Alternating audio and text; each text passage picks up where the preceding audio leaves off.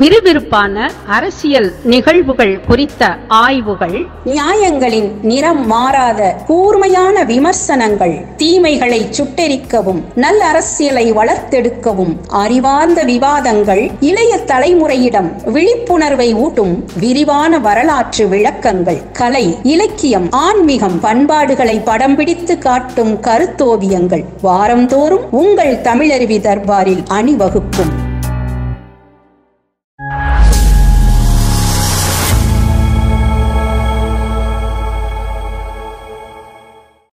தமிழருவி தர்பார் நேயர்கள் அனைவருக்கும் வணக்கம். நெஞ்சு பொறுக்குதில்லையே நிகழ்ச்சியில் ஐயா தமிழருவி மணியன் அவர்களை மீண்டும் சந்திக்கிறோம். ஐயா அவர்களை வணங்கி மகிழ்வோம். வணக்கம் குமரையா.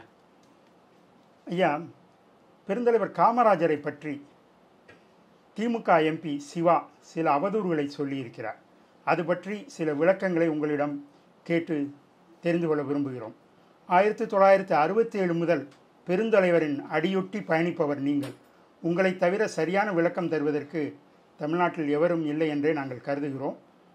முதல் கேள்வி, பெருந்தலைவருடைய திருமலைப்பிள்ளை இல்லத்தில் குளிர்சாதன வசதி இருந்ததா?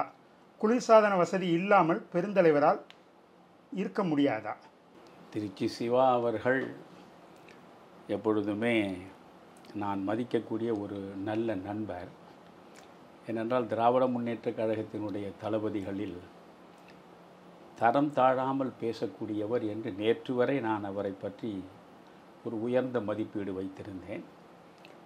விரிந்த வாசிப்பு உள்ளவர், நன்றாக மேடைகளில் பேசக்கூடியவர், நீண்ட காலம் நாடாளுமன்றத்தின் மேலவை உறுப்பினராக தொடர்ந்து இருக்கிறார். நீண்ட காலம் மேலவை உறுப்பினராக அவர் தொடர்ந்து இருக்கிறார் என்றால் அதற்கு காரணம் கலைஞர், அதற்கு பிறகு காரணம் ஸ்டாலின். எனவே கலைஞரை ஏற்றி போற்றுவதும் கலைஞருடைய திருமகன் மாண்புமிகு முதல்வர் ஸ்டாலின் அவர்களை வானலாவ புகழ்வதும் அவருக்கான கடமை. ஏனென்றால் மக்களை சந்தித்து வாக்குகளை பெற்று நாடாளுமன்றத்திற்கு செல்லாமல் தொடர்ந்து 3 முறைக்கு மேல் நினைக்கிறேன், இது 4வது முறை என்று நினைக்கிறேன், ராஜ்யசபாவுக்கே போகிறார். ஆக ஒரு 24 ஆண்டுகள் ராஜ்யசபாவில் உட்கார்ந்து கொண்டு ஒரு நாடாளுமன்ற உறுப்பினருக்கு எத்தனை வசதிகள், எவ்வளவு வாய்ப்புகள், எவ்வளவு சுகங்கள் என்பதை அனுபவித்து பார்த்தவர்கள் சொல்ல நான் நிறைய கேட்டிருக்கிறேன். எனவே இவ்வளவு வாய்ப்புகளையும் வசதிகளையும் உருவாக்கி கொடுத்திருக்கக்கூடிய தலைமையை ஆராதிப்பது என்பது ஒரு ஏவல் கூவலாக இருக்கக்கூடிய மனிதர்களுக்கு உண்டான இலக்கணம்தான். அவர்கள் கருணாநிதியை இந்த தமிழகத்தையே காப்பதற்காக வந்து கடவுளே எடுத்த அவதாரம் என்று கூட சொல்லட்டும், எனக்கு அதை பற்றி கவலையே இல்லை. ஆனால் கலைஞர் கருணாநிதியை ஏற்றி போற்ற வேண்டும் என்பதற்காகவே காமராஜருடைய பிம்பத்தை சிதைக்க வேண்டும் என்று நினைக்கிறீர்களே, அதைவிட கொடுமை, அதைவிட கேவலமான மனோபாவம் வேறு எதுவுமே இருக்க முடியாது. இப்பொழுது நீங்கள் கேட்கிறீர்கள், பல பேர் விவரம் தெரியாமல் காமராஜருடைய வீட்டில் ஏசியே கிடையாது என்று சொல்பவர்கள் ஒரு பக்கம் இருக்கிறார்கள். காமராஜர் வீட்டை பாருங்கள், காமராஜர் வீட்டில் ஏசி இருக்கிறது என்று திராவிட முன்னேற்ற கழகத்தினுடைய ஐடி விங் சார்பாக அதை விதவிதமாக படம் எடுத்து போட்டும் காட்டிக் கொண்டிருக்கிறார்கள். உண்மை என்னவென்றால், காமராஜர் ஏறக்குறைய டெல்லிக்கு செல்லுகிற வரை, அகில இந்திய காங்கிரஸ் தலைவராக பொறுப்பேற்று டெல்லியில் போய் நீண்ட காலம் தங்க வேண்டிய சூழல் வந்து சேர்கிற வரை அவருடைய வீட்டில் ஏசி இருந்ததில்லை. அது ஒரு வாடகை வீடு, 250 ரூபாய் வாடகை கொடுத்து இருந்த வீடு அது. அந்த வீட்டில் ஏசி கிடையாது. நம்முடைய வைரவன் காமராஜரிடம் 28 ஆண்டு காலம் தொடர்ந்து தொண்டூழியம் செய்தவர், காமராஜரின் நிழலாகவே இருந்தவர். காமராஜர் எந்த அளவுக்கு ஒரு சாதாரண தொண்டனுடைய ஊழியத்திற்கு மதிப்பளித்தார் என்பதற்கு ஒரே சான்று, காமராஜரோடு பிறந்த சொந்த சகோதரியின் குடும்பத்தில் நடக்கக்கூடிய திருமணங்களுக்கு கூட திருமண பத்திரிகையில் என் பெயரை மறந்தும் போடக்கூடாது என்று முதல் நிபந்தனை வைப்பார். அவர் குடும்பத்தில் நடந்த எந்த திருமணத்திலும் காமராஜர் பெயர் இருக்காது. அன்புடன் அழைக்கும் என்று வரிசையாக போடுவார். ஒரு திருமண பத்திரிகையிலும் காமராஜர் பெயர் இருக்காது. ரொம்ப ஆச்சரியமாக இருக்கு. ஆனால் வைரவனுக்கு அவரே முன்னின்று திருமணத்தை நடத்தினார். அவரே திருமண பத்திரிகையில் அனைவருக்கும் அழைப்பை கொடுத்தார். அழைப்பவர் அன்புடன் காமராஜ். அப்படி அந்த வைரவனுக்கு அவ்வளவு பெரிய மரியாதையை கொடுத்தார். அந்த வீட்டிலேயே அவருக்கென்று ஒரு தனி இடத்தை அவங்க குடும்பத்தோடு இருப்பதற்கும் ஒதுக்கி வைத்தார்.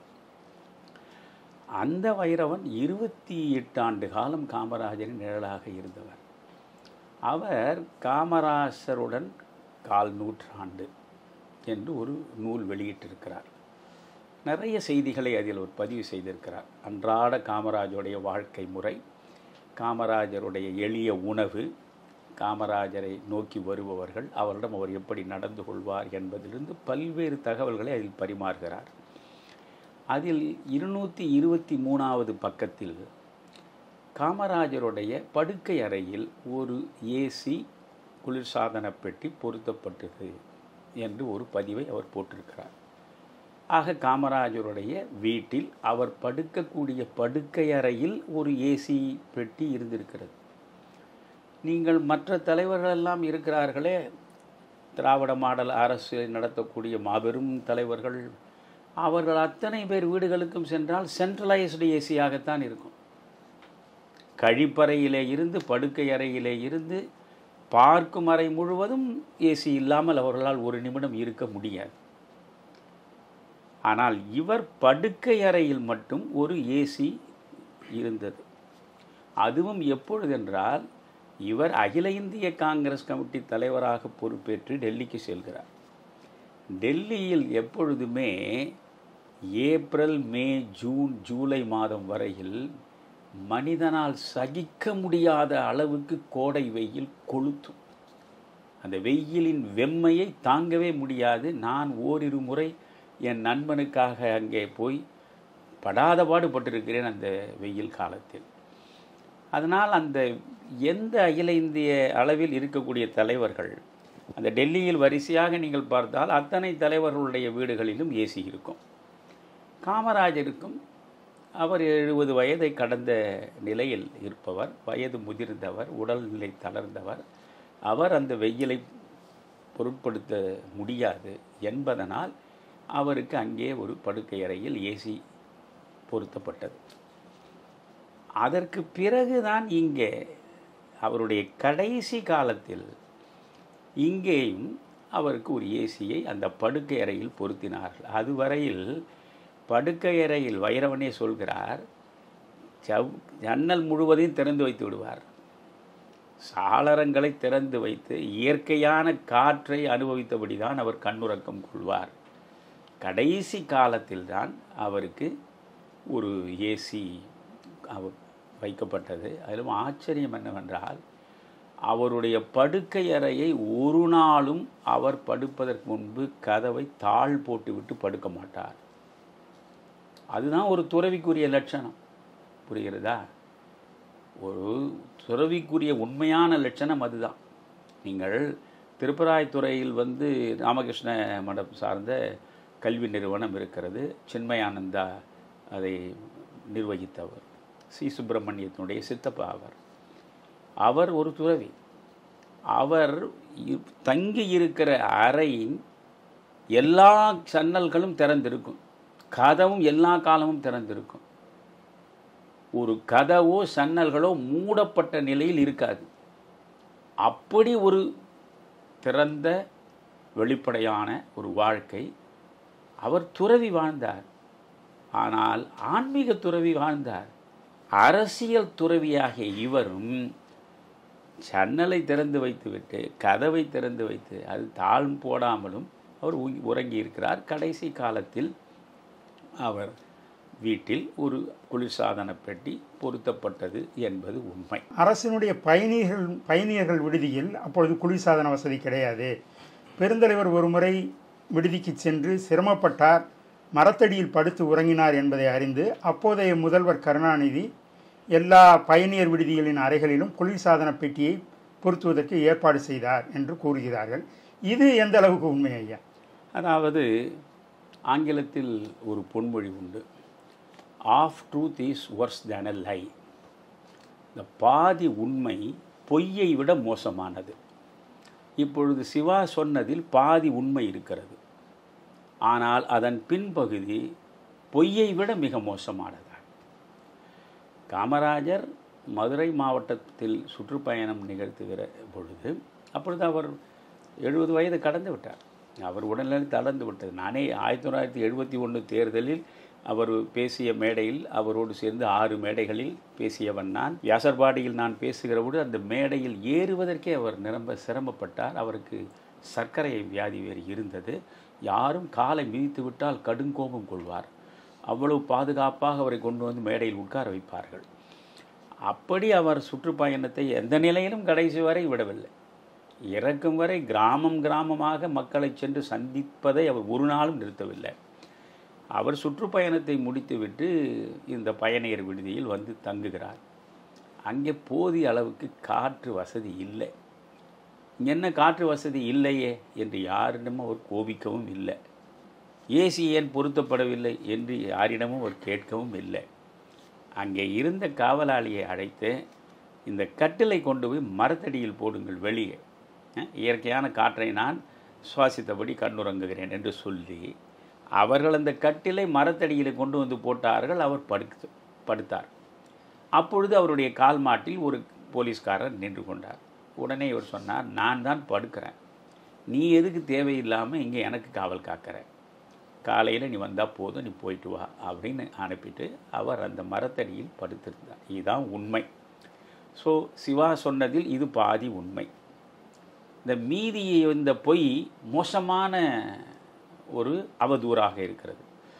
ஏதோ காமராஜர் கலைஞரிடம் போய் இப்படி நான் பல இடங்களுக்கு போகிறேன், பயணியர் விடுதியில் தங்க வேண்டி இருக்கிறது, அங்கெல்லாம் ஏசி இருந்தால் நன்றாக இருக்கும் என்று ஒரு வேண்டுகோள் வைக்க, அந்த வேண்டுகோளை ஏற்று பெருந்தலைவருக்காக தமிழ்நாடு முழுவதும் இருக்கக்கூடிய அரசு பயணியர் விடுதிகளிலெல்லாம் அவர் குளிர்சாதன வசதியை செய்து கொடுத்தார் என்பது போல சிவா ஒரு சித்திரத்தை தீட்டுகிறார். காமராஜர் இது குறித்து எங்கேயும் பேசவில்லை. அந்த பயணியர் விடுதியில் ஏசி இல்லை என்றும் அவர் எங்கேயும் குறிப்பிடவில்லை. ஏசி வேண்டும் என்று யாரிடமும் கேட்கவும் இல்லை. ஆனால் என்ன உண்மையில் நடந்தது என்றால், அந்த காலச்சூழலில் நீங்கள் ஏறக்குறைய 50 ஆண்டுகளுக்கு முன்பு அப்பொழுது எந்த இடத்திலும் பெரிய 5 star hotel, 4 star hotel, 3 star hotel என்று கிடையாது. பல வசதிகள் உள்ள விடுதிகள் கிடையாது. இந்த பயணியர் விடுதியில் தான் போய் தங்கணும். அப்போ முதலமைச்சர் எல்லா இடங்களுக்கும் சுற்றுப்பயணம் செய்யக்கூடியவர் தானே, அமைச்சர்கள் எல்லா இடங்களுக்கும் சுற்றுப்பயணம் செய்யக்கூடியவர்கள் தானே, முக்கியமான அதிகாரிகள் போகிற பொழுதும் அவர்கள் தங்க வேண்டும் இல்லையா? இந்த எல்லாவற்றையும் மனதில் வைத்து காமராஜர் இப்படி படுத்திருந்தார் என்ற செய்தியை கலைஞருடைய காதில் விழுந்த பிறகு அவர் யோசிக்கிறார், ஆமாம் நாமும் போகிறோம், நம்ம எல்லா இடத்துக்கும் போகிறோம், மந்திரிமார்கள் போவார்கள், அதிகாரிகள் போவார்கள், அதனால் ஒரு பயணியர் விடுதி, அரசு பயணியர் விடுதியில் ஒரு ஏசி அறை இருப்பது சரி, நமக்கும் அது நல்லது, நமக்கும் இதமானது என்று அனைவருடைய சுகத்துக்காகவும் வைத்தது தான் இந்த பயணியர் விடுதிகளில் ஏசியே தவிர, ஏதோ காமராஜர் வருவார், காமராஜர் தமிழ்நாடு முழுவதும் பயணம் செய்வார், அவர் வருகிற போது மட்டும் ஒவ்வொரு பயணியர் விடுதியிலும் ஒரு ஏசி இருக்க வேண்டும் என்று ஏற்பாடு செய்தார் என்பது போல சொல்வது எவ்வளவு மோசமான ஒரு அவதூறு! இது ஒரு ஆரோக்கியமான மனம் கொண்ட மனிதனிடமிருந்து வரக்கூடிய வார்த்தையாகிறது. காமராஜரை போல உங்களால் ஒரு நாள் வாழ முடியுமா? ஒரே ஒரு நாள் காமராஜரை போல உங்களால் வாழ முடியுமா? நானாவது ஒரு கைக்கடிகாரம் கட்டி கொண்டிருக்கிறேன், அவர் கைக்கடிகாரமே கட்ட மாட்டார், ஒரு பேனா வைத்திருக்க மாட்டார், அவர் விரலில் ஒரு மோதிரம் என்பதை என்றைக்கும் அணிந்ததில்லை. இதையெல்லாம் பார்த்து தான் நானும் எதையும் அணிவதில்லை. அவருக்கு வேண்டுமென்றால் யாரிடமோ எழுத வேண்டுமென்றால் பக்கத்தில் உள்ளவனை கூப்பிட்டு பேனாவை வாங்கி எழுதிட்டு அவனை கொடுத்துருவார். அவர் எந்த நேரத்திலும் வைத்திருந்த ஒரே உடைமை பொருள் கண்ணாடியை வைக்கக்கூடிய அந்த குடுவை, இது மட்டும்தான் அவருடைய பாக்கெட்டில் இருக்கும். வேறு எதுவுமே கிடையாது. எதையும் எதிர்பார்த்தவரும் கிடையாது. 9 ஆண்டு காலம் வெள்ளையனுடைய காராக்கிரகத்தில் சொல்ல முடியாத துயரங்களை, இன்னல்களை அனுபவித்து விட்டு வந்த மனிதன் அல்லவா. நீங்கள் 10 நாள் பாளையங்கோட்டையில், அதுவும் சுதந்திர இந்தியாவில் சகலவிதமான வசதிகளோடு இருக்கக்கூடிய சிறை, இப்பொழுதெல்லாம் சிறைக்கு செல்வதற்கு எவனும் கவலைப்படுவதே இல்லை. பல தலைவர்கள் சொல்லக்கூட செய்கிறார்கள், நன்றாக ஓய்வாக உட்கார்ந்து புத்தகம் எழுத வேண்டும் என்றால் சிறைக்கு சென்றால் நலமாக இருக்கும் என்று சொல்லக்கூடிய அளவுக்கு இன்றைக்கு சிறைவாசம் சுகவாசமாக மாறியிருக்கிறது. ஆனால் அன்றைக்கு கல்லையும் மண்ணையும் விளக்கெண்ணெயையும் ரோமத்தையும் எல்லாவற்றையுமே அந்த சோற்றிலும் அந்த கீரையிலும் காய்கறியிலும் போட்டு அதை உண்ணச் செய்து எத்தனை கொடுமைகள்.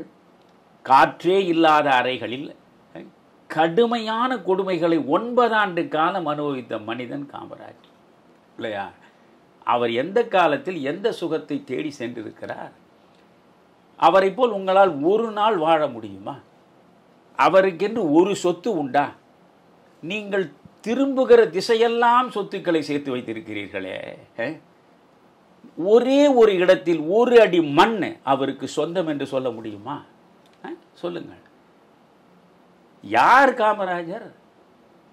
1940 1954 முதல்வராக வந்து உட்காருகிற வரையில் ஏறக்குறைய 12 ஆண்டுகளுக்கு மேல் தமிழ்நாடு காங்கிரசின் தலைவராக இருந்தவர். இடையில் 6 மாத காலம்தான் இடைக்காலத்தில் ஒருவரை, அது குமாரமங்கலத்தை தமிழ்நாடு காங்கிரஸ் தலைவராக இருக்க செய்தார் என்று சொல்வார்கள். தொடர்ந்து 12 ஆண்டுகளுக்கு மேல் இருந்தார். அவரை அந்த நாற்காலியிலிருந்து அகற்றுவதற்கு ராஜாஜி 1000 வியூகங்களை வகுத்து பார்த்தார், முடியவில்லை. தொடர்ந்து அந்த 12 ஆண்டு காலம் தமிழ்நாடு காங்கிரசின் தலைவர். 9 ஆண்டு காலம் தமிழகத்தின் பொற்கால ஆட்சியை உருவாக்கி கொடுத்த முதலமைச்சர். 5 முறை சட்டமன்றத்திற்கு தேர்ந்தெடுக்கப்பட்ட சட்டமன்ற உறுப்பினர். 4 முறை நாடாளுமன்றத்திற்கு தேர்ந்தெடுக்கப்பட்ட நாடாளுமன்ற உறுப்பினர். அகில இந்திய காங்கிரஸ் கமிட்டியின் தலைவராக இவருக்கென்று சட்டத்தையே திருத்தி 5 ஆண்டுகள் தொடர்ந்து அங்கே தலைவராக இருந்தவர். 2 பிரதமர்களை இந்த தேசத்திற்கு உருவாக்கி கொடுத்தவர். இத்தனை பெருமைக்குரிய மனிதன் செத்த பொழுது 10 சட்டை 10 வேட்டி 63 ரூபாயை தவிர எந்த சொத்தும் இல்லாத நிலையை வரலாறு பதிவு செய்திருக்கிறது. உங்களில் ஒருவராவது இப்படி வாழ முடியுமா? திராவிட முன்னேற்ற கழகத்தின் அடிமட்டத்தில் இருக்கிற ஒரு தொண்டனாவது அப்படி வாழ முடியுமா? நீங்கள் எல்லாம் யார்? காமராஜருக்கும் உங்களுக்கும் உள்ள அடிப்படை வேறுபாடு என்ன? காமராஜர் ஏழையாக பிறந்தார், கருணாநிதியும் ஏழையாகத்தான் பிறந்தார். காமராஜர் ஏழையாகவே வளர்ந்தார், கருணாநிதியும் ஒரு குறிப்பிட்ட காலம் ஏழையாகத்தான் வளர்ந்தார். ஆனால் காமராஜர் கடைசி வரை ஏழையாகவே இருந்து ஏழைகளுக்காகவே வாழ்ந்து ஏழையாகவே செத்தார். கருணாநிதி அம்பானியாகவும் அதானியாகவும் டாட்டாவாகவும் பிர்லாவாகவும் தன்னுடைய குடும்பத்திற்கு கோடி கோடி கோடியாக குவித்து வைத்து விட்டு தான் கண்மூடினார். கலைஞர் எவ்வழி அவ்வழி திராவிடம் முன்னேற்ற கழகத்தின் தளபதிகள். ஒவ்வொரு மாவட்டத்தில் இருக்கக்கூடிய செயலாளரும் சேர்த்து வைத்திருக்கிற சொத்து என்ன? இதில் சட்டமன்றம் சென்றவர்கள், நாடாளுமன்றம் சென்றவர்கள், அது எந்த பதவியுமே இல்லாமல் கட்சி அதிகாரத்தை வைத்துக்கொண்டு எவ்வளவு சொத்து? கனிமொழிக்கு எவ்வளவு சொத்து? யோசித்து பாருங்கள். கருணாநிதி என்றால் கருணாநிதியினுடைய மனைவி, அவர்களுடைய குடும்பம், அதற்கு மட்டுமா அவர்களுடைய 2வது மனைவி, முறைப்படி பார்த்தால் ஒரு 3வது மனைவி. என்னால் முதல் மனைவி தவறிவிட்டார். அதற்கு பிறகு 2வது திருமணத்தில் தான் தயாளு அம்மாள். அது அவர்களுக்கு பிறந்த பிள்ளைகள் தான் ஸ்டாலின், மு.க. அழகிரி எல்லாம். எல்லாருக்கும் சொத்து சேர்த்து வைத்தார் அல்லவா? இவர்களுக்கு மட்டுமா சொத்து சேர்த்து வைத்தார்? இவரை பயன்படுத்தி கொண்டு முரசொலி மாறனுடைய குடும்பமே கோடி கோடியாக குவித்து விட்டதே. இவருடைய உறவுகளில் யாராவது ஒருவர் ஏழ்மையில் வறுமையில் வாடிக்கொண்டிருப்பதாக சுட்டு விரல் நீட்ட முடியுமா? ஆனால் கோடி நினைத்தால் கோடி கோடியாக சென்னை உயர்நீதிமன்றத்தில் வழக்காடி சம்பாதித்திருக்க முடியும் பிரகாசத்தால். 1946 சென்னை மாகாணத்தினுடைய பிரீமியராக முதல்வராக இருந்தவர். மொழி அடிப்படையில் மாநிலங்கள் பிரிக்கப்பட்ட பொழுது ஆந்திர மாநிலத்தின் முதலமைச்சராக இருந்தவர் பிரகாசம், ஆந்திர கேசரி. அந்த ஆந்திர கேசரி என்று எதற்கு பெயர் வந்தது? 1920 ஒத்துழையாமை இயக்கம் நடக்கிற பொழுது அந்த ஒத்துழையாமை இயக்கத்திற்காக வழக்கறிஞனாக இருப்பவன் வழக்கறிஞர் தொழிலை விட்டு வெளியே வர வேண்டும். கல்லூரியில் படிக்கக்கூடிய மாணவர்கள் கல்லூரியை விட்டு வெளியே வர வேண்டும். அரசு ஊழியர்கள் அரசு ஊழியர் பதவியை விட்டு வெளியே வர வேண்டும். எந்த நிலையிலும் இந்த அரசோடு ஒத்துழைக்க கூடாது என்பதுதான் ஒத்துழையாமை இயக்கம், நான் கோஆபரேஷன் மூவ்மெண்ட். அந்த நேரத்தில் அந்த கருப்பு கவுனை தூக்கி எறிந்துவிட்டு வெளியே வந்தவர் தான் ராஜாஜியும் பிரகாசமும். ராஜாஜி நினைத்திருந்தால் கோடி கோடியாக சம்பாதித்திருக்கலாம். அவர் சேலத்தில் வழக்கறிஞராக இருந்த பொழுது அவர் அளவுக்கு ஒரு வழக்குக்கு பணம் பெற்றவர் வேறு யாரும் கிடையாது. அந்த அளவுக்கு உயர்ந்தவர் அவர். சென்னை உயர்நீதிமன்றத்தில் பெரிய வழக்கறிஞராக திகழ்ந்தவர் புகழோடு பிரகாசம். தூக்கி எறிந்து விட்டு வெளியே வந்தார், வறுமையில் வாடினார்.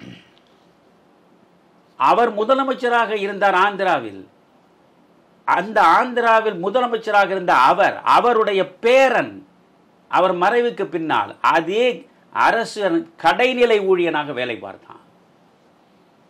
எப்படிப்பட்ட பாரம்பரியம்! ஒரு ஓமந்தூர் ராமசாமி ரெட்டியார், ஒரு குமாரசாமி ராஜா, ஒரு பிரகாசம், ஒரு ராஜாஜி, காமராஜர், இப்படி வரிசையாக ஒரு பாரம்பரியத்தை நீங்கள் அப்படியே சொல்லிக் கொண்டு போக முடியுமே.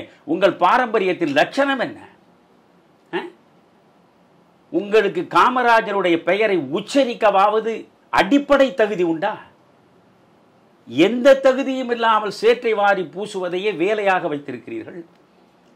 காமராஜர் உயிரோடு வாழ்ந்த பொழுது முரசொலியில் வரக்கூடிய அந்த கேலி சித்திரங்களில் காமராஜரை குரங்கு மாதிரி தானே நீங்கள் படம் போடுவீர்கள். காமராஜரை ஆணழகன் என்று மேடையில் கேலி செய்து பேசுவார்கள். நான் கேட்டிருக்கிறேன். நான் பள்ளிக்கூடத்தில் படிக்கிற காலம் தொட்டு இவர்களுடைய மேடைகளை எல்லாம் தேடி சென்று இவர்கள் பேசுவதையெல்லாம் நான் கேட்டிருக்கிறேன். ஆணழகன் காமராஜர் என்று கேலி பேசுவார்கள். ரஷ்யாவுக்கு காமராஜர் போனார். இங்க இருக்கிற காங்கிரஸ் தலைவர்கள் எல்லாம் பெருமையாக சொன்னார்கள். கண்ணதாசன் உட்பட அது பற்றி பெருமையாக பேசுவார்கள் மேடைகளில். கண்ணதாசன், ஜெயகாந்தன், சம்பத் எல்லோரும் பேசுவார்கள். இங்கிருந்து அண்ணா போனார் அமெரிக்காவுக்கு, கோட்டும் சூட்டுமாகத்தானே போனார். கலைஞர் போனார், கோட்டும் சூட்டுமாகத்தானே போனார். ஏதோ அதாவது பரம்பரையாக அரச பரம்பரையாக பல்வேறு சுகங்களையும் சௌகரியங்களையும் பெற்ற ஒரு வெள்ளைக்கார குடும்பத்தின் பிரதிநிதிகள் போல தானே நீங்கள் அமெரிக்காவுக்கு போனீர்கள். ஆனால் இதே அந்த முரட்டு வேட்டியும் இந்த முரட்டு கதரில் உண்டான சட்டையும் அது மேலே ஒரு துண்டுமாகத்தானே ரஷ்யா முழுவதும் சுற்றினார்.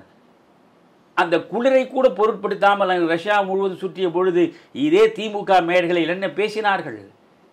காமராஜர் வெறும் சட்டையோடு போனதில் என்ன ஆச்சரியம்? இதற்கு முன்பு இந்தியாவிலிருந்து ரஷ்யாவுக்கு மாட்டு தோல் போகும் செருப்பு தைப்பதற்கு. இப்பொழுது மாட்டு தோல் இருக்கிற காமராஜ் போயிருக்கிறார். சொல்லவில்லை என்று சொல்லுங்கள். எவ்வளவு கேவலமாக, எவ்வளவு இழிந்த முறையில் நயத்தகு நாகரிகம் என்ற ஒன்றுக்கு எள்மூக்கின் முனையளவு கூட இடமில்லாமல் அசிங்கமாக அருவருப்பான நடையில் பேசி இந்த மண்ணை நாசப்படுத்திய கூட்டம் அது. என்றைக்கு நீங்கள் காமராஜரை பெருமைப்படுத்தினீர்கள்? காமராஜருடைய வீடு அது சாதாரணமாக அவர் 120 ரூபாய்க்கு அது வீட்டு வாடகை. அது பிறகு அவன் வீடு கொடுத்தவன் 120 ரூபாயே நீண்ட காலமாக கொடுக்கிறீர்களே, கொஞ்சம் கூட்டி கொடுக்க கூடாதா என்று கேட்பதற்கு நிலையில் இவர் முதலமைச்சராகிறார். ஆகிற பொழுது இவருக்கு வீட்டு அதாவது ஹவுஸ் ரெண்ட் அலவன்ஸ் என்று சொல்வார்கள், வீட்டு படி, அது 250 ரூபாயாக மாற்றினான். உடனே காமராஜ் என்ன சொன்னால், அந்த 250 ரூபாய் அப்படியே அவனும் கொடுத்து விடுங்கள். அதுதான் காமராஜர் கடைசி வரைக்கும். ஒரு கட்டத்தில் அவருக்கு மாத வருவாய் என்பது 1050 ரூபாய். ஒரு முதலமைச்சராக இருந்தபோது 1050 ரூபாய். அவர் அரசு கட்டடத்தை பயன்படுத்தவில்லை. அரசு வீட்டில் போய் அவர் கடைசி வரை இருக்கவில்லை. தொடக்கம் தொட்டு கடைசி வரையில் அவர் அந்த திருமலைப்பிள்ளை வீதியில் முதலில் அவர் இந்த ரிச்சி ஸ்ட்ரீட் பக்கத்தில் இருக்கக்கூடிய அதுதான் முதல்ல காங்கிரஸுடைய அலுவலகம், அங்கே தான் ஆரம்பித்தார். அதற்கு பிறகு அவர் போய் திருமலைப்பிள்ளை வீதிக்கு போனார், 120 ரூபா வாடகைக்கு போனார். பிறகு 250 ரூபா வாடகை கடைசி வரை கொடுத்தார். எந்த நிலையிலும் அவர் ஒரு வேறு வசதியை தேடிக்கொள்ளாத நிலை. அந்த வீடு ஒரு கட்டத்தில் ஏலம் போய்விட்டது. அது ஏலம் போயிட்டது. கோவிந்தராஜுலு என்பவருக்கு சொந்தம் அந்த வீடு. அந்த வீட்டை 60,000 ரூபாய்க்கு காமராஜரிடமே விற்பதற்கு அந்த ஆள் முன் வருகிறான். உடனே காமராஜரை சுற்றி இருக்கிற தாமோதரனிலிருந்து மூப்பனாரிலிருந்து அத்தனை பேர் சேர்ந்து 60,000 ரூபாயை கொடுத்து, இது 1958 அவர் முதல்வராக இருக்கிறார். 50,000 ரூபாய் 60,000 ரூபாய் கொடுத்து அது வீட்டை வாங்கலாம். அதெல்லாம் எனக்கு வீடு வேண்டான்னு, வாடகையே கொடுத்துட்டு இருப்போன்னு அப்படி சொல்லிட்டார். அவர் அந்த கோவிந்தராஜலு என்பவர் முடியாத நிலையில்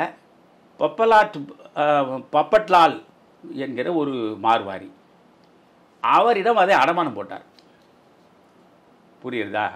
இந்த அடமானம் போட்டு இது வட்டியோடு சேர்ந்து 2,10,000 ரூபாய் ஆயிடுச்சு. இந்த 2,10,000 ரூபாய்க்கு இந்த வீட்டை வாங்கலாம். அப்பொழுது தாமோதரன் என்ன சொல்கிறார்? காமராஜருடைய நெஞ்சுக்கு மிக நெருக்கமான நண்பர், சொல்லப்போனால் காமராஜருடைய மனச்சான்று. அவர் தாமோதரன் சொல்கிறார், இனியும் இந்த வாடகை விட்டு ஏனென்றால் ஏலம் விட்டுட்டான். காமராஜர் வீட்டை ஏலம் போட்டான். உங்கள் வீடுக்கு இப்படியே நடந்திருக்கா? ஏலம் போட்ட நிலையில் காமராஜர் வீட்டை காலி செய்ய வேண்டிய சூழல் வந்தது. பிறகு காமராஜர் தாமோதரனை அழைத்து சொன்னார், ஒன்றும் பிரச்சனை இல்லை, தேனாம்பேட்டையில் இருக்கிற மைதானம் இருக்குல்ல, காங்கிரஸ் மைதானம், அதில் ஒரு ஓரமாக எனக்குன்னு ஒரு அறையை கட்டி வைங்க, நான் அங்கே இருந்துட்டு போகிறேன்னு சொன்னார். இல்லை ஐயா, நாம் இந்த வீட்டை விலைக்கே வாங்கிடலான்னா ஒத்துக்கவே இல்லை. 60,000 ரூபாய்க்கு கொடுக்க போனவன் இப்போ அடமானம் போட்டு வட்டியோடு சேர்ந்து 2,10,000 ரூபாய் ஆகிருக்கு. இந்த பப்பட்லால்ன்றவருக்கு இது தெரிந்து காமராஜர் இருக்காருன்னு அவருக்கு தெரியாது. இந்த வீடு அடமானம் போட்டு கோவிந்தராஜுக்கு தான் தெரியுமே தவிர காமராஜருக்கு அவர் தெரியாது. காமராஜ் இந்த வீட்டில் இருக்குன்னு பதறி போய் காமராஜரை பார்த்து, ஐயா நீங்கள் 10 பைசா கொடுக்க வேண்டாம், உங்கள் பேரில் இதை பத்திரம் செய்து கொடுத்துட்றேன்னு சொன்னாங்க. இது வரலாறு. பத்திரம் செய்து கொடுத்துட்றேன்னா எனக்கு வேண்டான்ட்டார். பிறகு 2,10,000 ரூபாய்க்கு இது வாங்குவோம் முறைப்படி என்று முடிவெடுத்து நவசக்தியிலிருந்து 1,00,000 ரூபாயை தாமோதரன் இந்த வீட்டை வாங்குவதற்கு எடுத்து போட்டார். இன்னும் 1,10,000 தேவை. இதை எப்படி வாங்குவது? தமிழ்நாட்டில் இருக்கக்கூடிய மாவட்ட ரீதியாக தொண்டர்களிடம் நிதி திரட்டி வாங்கிவிடலாம் என்று சொல்லி காமராஜரிடம் பேசுகிற பொழுது காமராஜர் கடுமையாக எதிர்த்தார். நான் ஒருத்தன் வீட்டில் இருக்கணும்னு ஊரில் இருக்கிறவனாண்டெல்லாம் போய் பிச்சை எடுக்க போகிறீங்களா? எனக்கு ஒரு வீடும் தேவையில்லை, எதுவும் தேவையில்லை என்று அவர் மறுத்துடுறார். சரி, அவர் மறுத்த பிறகு இந்த 1,10,000 ரூபாய் என்ன செய்வது என்று தாமோதரன் யோசித்து தான் மூப்பனாரிடம் பேசுகிறார். மூப்பனார் உடனடியாக 1,10,000 ரூபாய் காசோலை கொடுக்குறார், உடனே வாங்குங்கன்னு. ஆனால் காமராஜருடைய சம்மதம் இல்லாமல் செய்ய முடியாதே. காமராஜரிடம் சொல்கிறேன், இப்போ 2,10,000 தயாராக இருக்கிறது, இந்த வீட்டை வாங்கலாமா என்றார். ஒரு நாளும் வாங்கக்கூடாது, பிறகு பார்க்கலாம். எப்பொழுதுமே அவர் சொல்வார் இல்லையா, ஆகட்டும் பார்க்கலாம் என்று. அப்படி ஆகட்டும் பார்க்கலாம் என்று சொல்லிவிட்டு கடைசி வரை வீடே இல்லாமல் அவர் வாடகைதாரராகவே வாழ்ந்து முடிந்தார். உங்களில் ஒரு ஆளை காட்ட முடியுமா இப்படி? அந்த காமராஜருடைய வரலாறை நான் முழுவதுமாக படித்தேன். என்னை பொறுத்தவரையிலும் மற்ற கதர் சட்டைக்காரர்களை போல காமராஜரை பற்றி பேசுவதல்ல, உண்மையை யார் வேண்டுமானாலும் பேசலாம். உண்மையாக வாழ்வது என்பது தான் முக்கியம். புரிகிறதா? கடைசி வரை காமராஜர் வாடகை வீட்டில் வாழ்ந்தார். வழிபடு கடவுளாக நெஞ்சில் நேர்ந்து கொண்ட தமிழறிவு மணியன் கடைசி வரை வாடகை வீட்டில் தான் இருப்பான். இன்று வரை இருக்கான். 15வது வாடகை வீடு இப்போதான் இருக்கிற வீடு. கடைசி வரை வாடகை வீட்டில் தான் இருப்பேன். எனக்கென்று ஒரு சதுரடி சொத்தையும் சேர்த்துக்க மாட்டேன். காரணம், நான் நெஞ்சில் நேர்ந்து கொண்ட தலைவன் எப்படி வாழ்ந்தான். அவன் காந்தியை பார்த்து வாழ்ந்தான். காந்தியின் பாதிப்பில் காமராஜ் வாழ்ந்தார், காமராஜ் பாதிப்பில் நான் வாழ விரும்புகிறேன். இப்படி ஒரு தலைவனை மனசுக்குள் வைத்து கொண்டால் அந்த தலைவன் வழிப்படி வாழணும். நான் காமராஜரால் பாதிக்கப்பட்டவன். காமராஜர் வீடு இல்லாமல் இருந்தார், நானும் வீடு இல்லாமல் இருப்பதை என் வாழ்க்கையில் ஏற்றுக்கொண்டேன். நீங்கள் எல்லாம் கருணாநிதியால் பாதிக்கப்பட்டவங்க. கருணாநிதி ஊர் சொத்தை ஒன்றா கொள்ளையடித்து கோடி கோடியாக குவித்தவர். அதனால் அவருக்கு பின்னால் போன நீங்கள் அத்தனை பேருமே பொது வாழ்க்கை என்பது பொது சொத்தை கொள்ளையடித்து எல்லா விதமான சுகங்களையும் அனுபவிப்பதற்கான ஒரு வழி என்று கண்டுபிடித்த விஞ்ஞானிகள் இல்லையா நீங்கள்? அதனால் உங்களில் ஒருவருக்காவது காமராஜருடைய வாழ்க்கையை பற்றி பேசுவதற்கு தகுதி உண்டா? அதனால் ஓரளவு தகுதியும் தரமும் வாய்ந்த மனிதர் சிவா என்று நான் நேற்று வரை அபிப்பிராயம் கொண்டிருந்தேன். அந்த அபிப்பிராயத்தை மாற்றிக்கொள்ளக்கூடிய அளவுக்கு ஏன் அவர் தன்னிலை தாழ்ந்து இந்த நிலைக்கு போய் நின்று பேசியிருக்கிறார் என்று புரியவில்லை. நான் இப்பொழுதும் சிவாவுக்கு சொல்கிறேன், ஸ்டாலின் மகாவிஷ்ணுவின் மறு அவதாரம் என்று சொல்லுங்கள். 10வது அவதாரம் கல்கி அவதாரம் வரப்போகிறது என்று சொல்கிறார்களே, அந்த கல்கி அவதாரம் வேறொன்றும் இல்லை, ஸ்டாலின் தான் கல்கி அவதாரம் என்று சொல்லுங்கள். அது நீங்கள் பெற்ற பயனுக்கு நீங்கள் ஆற்றுகிற நன்றி கடன். அதில் எனக்கு பிரச்சனையே கிடையாது. நீங்கள் கருணாநிதி குடும்பத்தினுடைய பிம்பத்தை உயர்த்த வேண்டும் என்பதற்காக வானளாவு ஓங்கி நிற்கக்கூடிய புகழுக்கு சொந்தக்காரனாகிய ஒரு துறவியினுடைய பிம்பத்தை சிதைப்பதற்கு முனைந்தால் இதைவிட கேவலம், இதைவிட கொடுமை, இதைவிட அநாகரிகம் எதுவுமே இருக்க முடியாது. ஐயா, சிவாவின் அரைப்பொய்யை அக்கு வேறாக ஆணி வேறாக பிரித்து காட்டிவிட்டீர்கள். இப்பொழுது எனக்கே இது ஒரு முழு பச்சை பொய் என்று தான் தோன்றுகிறது. அவசர நிலை அறிவிக்கப்பட்டபின் கலைஞருடைய கைகளை பிடித்து கொண்டு நீங்கள் தான் இந்த நாட்டை காப்பாற்ற வேண்டும், ஜனநாயகத்தை காப்பாற்ற வேண்டும் என்று பெருந்தலைவர் கண்கலங்கி கூறியதாக சிவா பேசியிருக்கிறார்.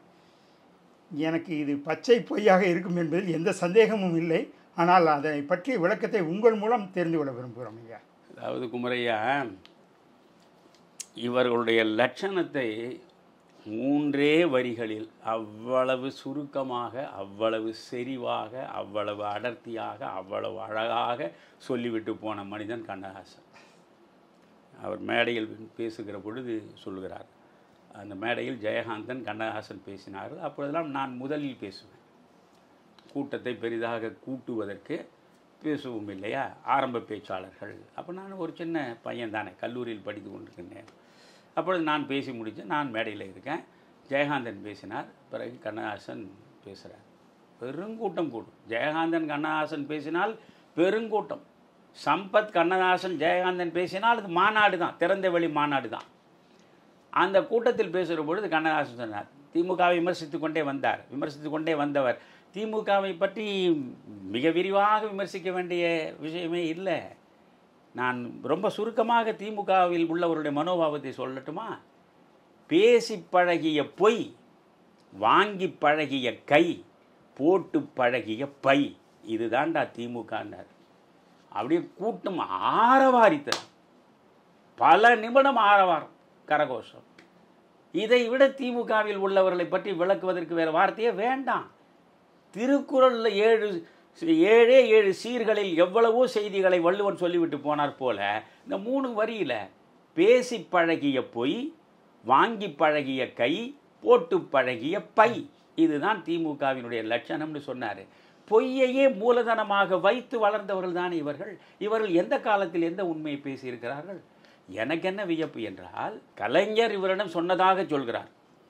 கலைஞர் எல்லா இடத்துலையும் ஏசி இல்லாமல் காமராஜரால் இருக்க முடியாது, அதனால தான் நான் எல்லா டிவியிலையும் ஏசி ஏற்பாடு பண்ணேன்னு என்னிடம் சொன்னார்.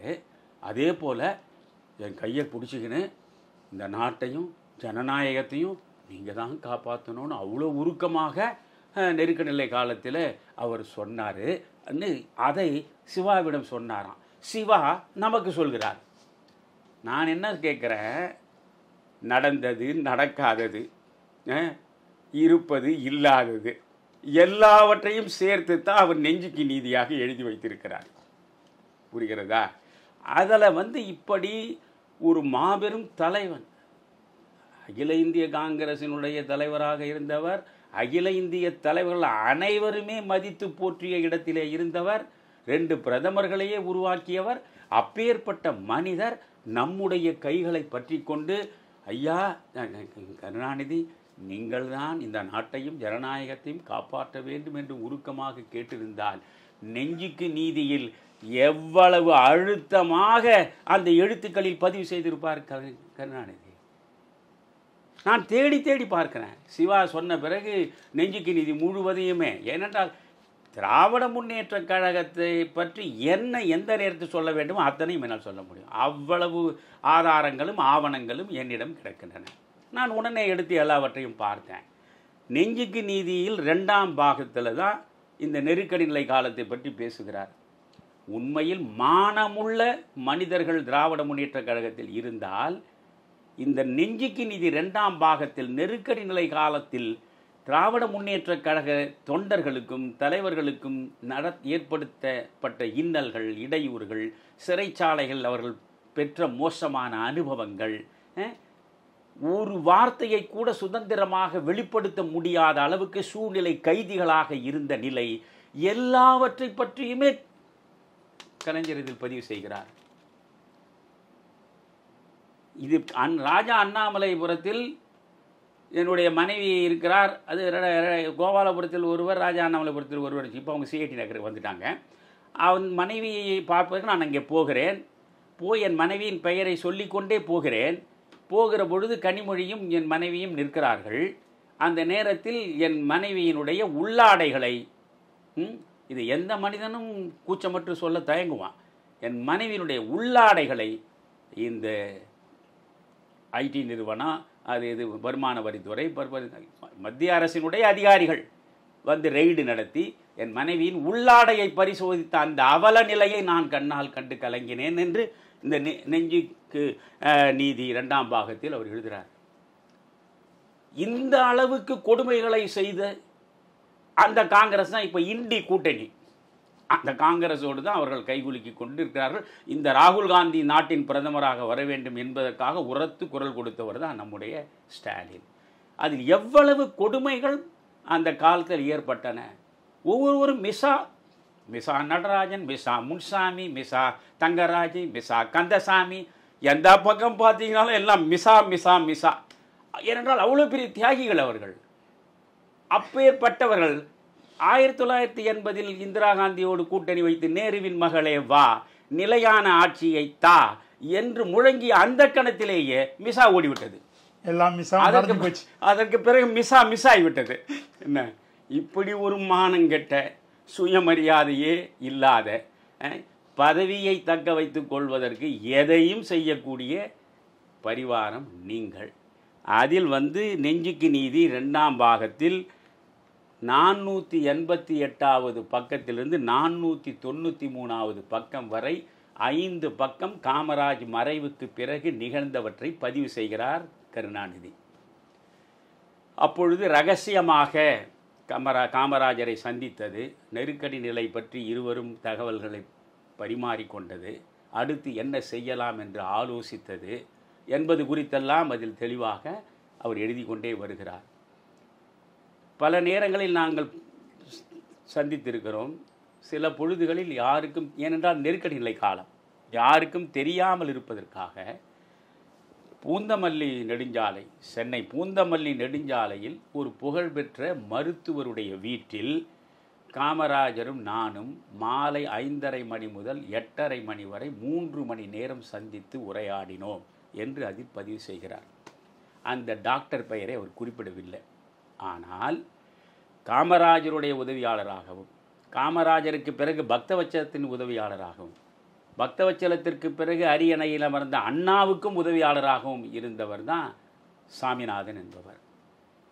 அந்த சாமிநாதன் 3 முதல்வர்களுடன் என்று ஒரு புத்தகம் எழுதியிருக்கிறார். அந்த புத்தகத்தில் இதை அவர் தெளிவாக குறிப்பிடுகிறார். நெருக்கடி நிலை காலத்தில் காமராஜரை அடிக்கடி முதல்வர் கலைஞர் சந்திப்பார். அப்படி ஒரு கட்டத்தில் 2 பேருமே பூந்தமல்லி நெடுஞ்சாலையில் இருக்கிற டாக்டர் அண்ணாமலை வீட்டில் அவர்கள் சந்தித்தார்கள். அண்ணாமலை பற்றி நெஞ்சுக்கு நீதியிலே இல்லை, கலைஞர் எழுதலை. டாக்டர் அண்ணாமலை வீட்டில் சந்தித்தார். இன்னொரு முறை டாக்டர் சத்யநாராயணா வீட்டில் 2 பேரும் சந்தித்து பேசினார்கள் என்று அவர் தகவலை தருகிறார். வைரவனுடைய புத்தகத்தில் காமராஜருடன் கால் நூற்றாண்டை நீங்கள் படித்து பார்த்தால், இங்கே காமராஜரிடம் கருணாநிதி ஒரு போராட்டத்தை தொடங்க வேண்டும், நெருக்கடி நிலைக்கு எதிராக ஒரு பெரிய போராட்டத்தை நடத்த வேண்டும், என்று கலைஞர் காமராஜரிடம் கேட்டதாகவும், காமராஜர் நீங்களும் நானும் சேர்ந்து ஒரு போராட்டத்தை நடத்துவது என்றால் அது மாபெரும் மக்கள் கடலாகத்தான் இருக்கும். அதை இராணுவத்தை வைத்து கூட இந்த அம்மையார் குலைக்க பார்ப்பார்கள். அதில் பல அப்பாவி மக்களுடைய உயிர் போகுவதற்கான சூழலும் வரும். அதெல்லாம் வேண்டாம். இல்லை, நீங்கள் சொல்லுங்கள், நான் முதலமைச்சர் பதவியை, அதை அவரே கருணாநிதி பல நேரங்களில் பதிவு செய்திருக்கிறார். முதலமைச்சர் பதவியை வேண்டுமானாலும் நான் துறந்து விட்டு உங்களோடு போராடுகிறேன் என்று சொன்னார். அதெல்லாம் தேவையில்லை, நான் இருக்கிறேன், நான் இருக்கிற வரை உங்கள் பதவிக்கு எந்த ஆபத்தும் வராது என்று காமராஜர் உத்தரவாதம் கொடுத்திருக்கிறார்.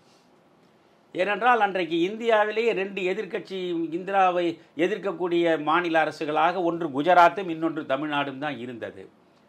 எனவே இதை கலைஞரை தெளிவாக ஒரு இடத்தை சொல்கிறார். இந்திய தீபகற்பத்தில் 2 தீவுகள் இருக்கின்றன, ஒன்று குஜராத், இன்னொன்று தமிழ்நாடு என்று.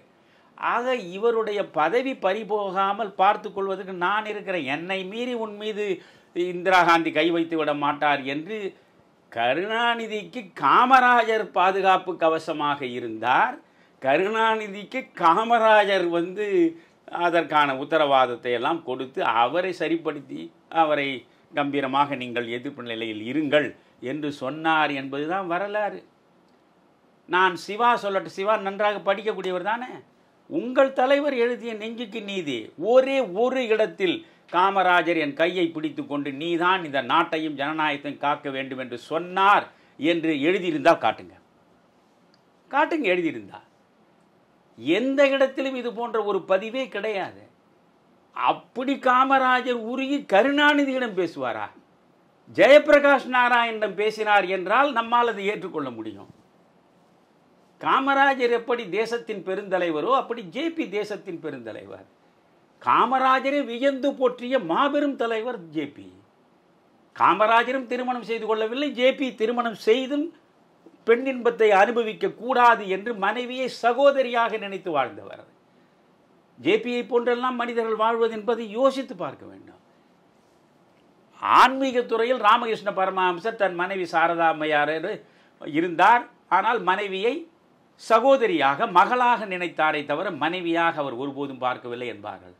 ஆனால் அரசியல் உலகத்தில் கண்முன்னால் வாழ்ந்து விட்டு போன மனிதன் ஜேபி. காமராஜர் திருமணமே செய்து கொள்ளவில்லை. 1942 ஆகஸ்ட் புரட்சியின் போது தமிழ்நாடு முழுவதும் மறைவாக சென்று இந்த தேச நெருப்பை பெருங்கனலாக மூட்டுவதற்கு முயன்றவர் காமராஜர். அகில இந்திய அளவில் வெள்ளைக்காரன் கண்ணில் மண்ணை தூவிவிட்டு 1942 ஆகஸ்ட் புரட்சி வெடிப்பதற்கு எல்லா வேலையும் செய்தவர் ஜேபி. அதனால தான் அவரை 2வது மகாத்மா என்று சொல்கிறோம். அந்த ஜேபி பல முறை காமராஜரும் பார்த்திருக்கார், காமராஜ் பேசியிருக்கார். ஜேபியிடம் போய் சொன்னார், இல்லை மொரார்ஜி தேசாயிடம் போய் சொன்னார். அப்படி கலந்து பேசுகிற பொழுது எப்படி நாமெல்லாம் சேர்ந்து தான் இந்த நாட்டை காப்பாற்றணும் அப்படி கூட தான் சொல்லியிருப்பார். சொன்னால் கூட நீ தான் காப்பாற்றணும் அப்படின்னு ஒரு நாளும் காமராஜ் சொல்லியிருக்க மாட்டார். அவர்கள் உயரமானவர்கள், டவரிங் பர்சனாலிட்டிஸ். அதாவது ஒரு சூரியன் இன்னொரு சூரியன் இருந்தால் அந்த சூரியன் ஆண்ட வேண்டுமானால் பேசுமே தவிர இந்த எரி நட்சத்திரங்கள் ஆண்டையா போய் பேசும். அதனால் இப்படியெல்லாம் பொய்யை மட்டுமே மூலதனமாக வைத்து புரட்டுவாதம் செய்து அவர்களுடைய நோக்கம் என்ன தெரியுமா? தமிழ்நாடு இன்றைய இவ்வளவு வளர்ச்சியை பெற்றதா? அதற்கு ஒரே காரணம் கருணாநிதி. கல்வித்துறையில் மிகப்பெரிய முன்னேற்றம் அடைந்திருக்கிறதா? அதற்கு காரணம் கருணாநிதி. தொழில்துறையில் மிகப்பெரிய சாதனைகளை படைத்திருக்கிறதா? அதற்கு காரணம் கருணாநிதி. இப்படி எதுவானாலும் கருணாநிதி. கூசாமல் சொல்கிறீர்களே, வெள்ளைக்காரன் கட்டி வைத்த அணைக்கு பிறகு தமிழ்நாட்டில் எங்கெல்லாம் நதிகள் ஓடுகின்றனவோ அங்கெல்லாம் அணைகளை கட்டி வைத்த மனிதன் காமராஜ் தானே.